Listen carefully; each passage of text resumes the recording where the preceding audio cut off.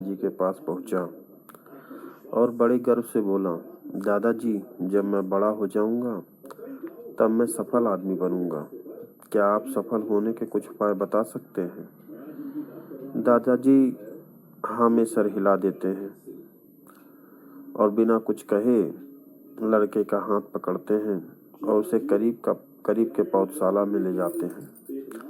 वहां जाकर दादाजी ने 2 छोटे छोटे पौधे खरीदे, घर वापस आ गए। वापिस आकर उन्होंने एक पौधा घर के बाहर लगा दिया, दूसरा पौधा गमले में लगा कर रख दिया। अब आपको क्या लगता है कि इन दोनों पौधों में से भविष्य में कौन सा पौधा अधिक सफल होगा? दादाजी ने लड़के से पूछा।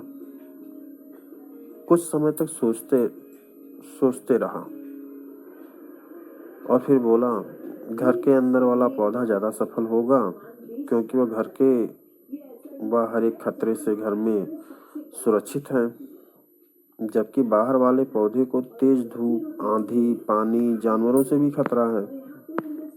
दादाजी बोले, चलो देखते हैं आगे क्या होता है।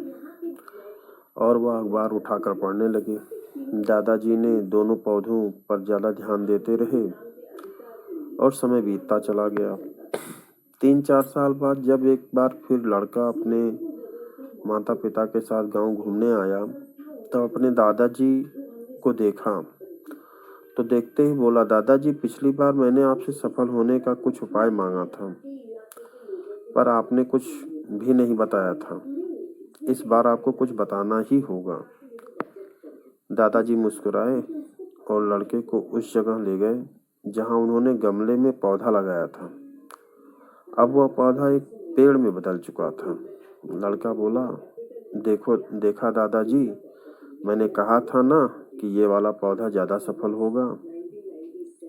दादाजी ने बोला कि अरे, पहले बाहर वाले पौधे का हाल तो देख लो। और ये कहते हुए दादाजी ने लड़के को बाहर ले गए। बाहर एक विशाल पेड़ गर्व से खड़ा था। उसकी शाखाएं दूर तक फैली हुई थीं और उसके छांव में खड़े राहगीर आराम से बातें कर रहे थे। अब दादाजी ने पूछा, बताओ कौन सा पौधा ज्यादा सफल हुआ? लड़का कुछ शर्माते हुए बोला, बाहर वाला। लेकिन ये कैसे संभव है? बाहर तो उसे ना जाने कितने खतरों का सामना करना पड़ा। दादाजी मुस्कुराए, बोले, हाँ, बाहर वाले पौधे को बहुत सी चीजों का सामना करना पड़ा, लेकिन समस्या का सामना करने से फायदे भी तो हैं। बाहर वाले पौधे के पास आजादी थी। वह अपनी जड़ें जितनी चाहे उतनी फैला ले, अपनी शाखाओं को आसमान को छू ले। और तुम जिस आंधी तूफान से इस पेड़ के लिए मुसीबत समझते थे, उसी आंधी तूफान ने इस पेड़ की जड़ों को इतना मजबूत बना दिया कि आज एक छोटा सा आंधी तूफान इस पेड़ का कुछ नहीं बिगाड़ सकता।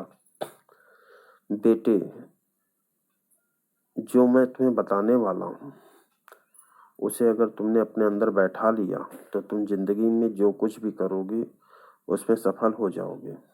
उन्होंने बोला कि अगर तुमने जीवन भर अच्छी विकल्पों को ही चुनते रहोगे तो तुम कभी भी उतने सफल नहीं हो पाओगे जितनी तुम्हारी क्षमता है।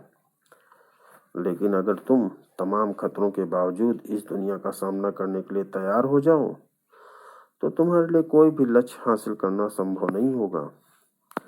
लड़के ने लंबी सांस ली और उस पेड़ की तरफ देखने लगा। वह दादाजी की बातों को समझ चुका था। आज उसे सफलता का एक बहुत बड़ा सबक मिल चुका था कि जीवन में हर जिन रुकावटों हम जितना बड़ा शत्रु समझते हैं, वही हमें मजबूत और जीवन में बहुत ज्यादा सफल बनाती हैं।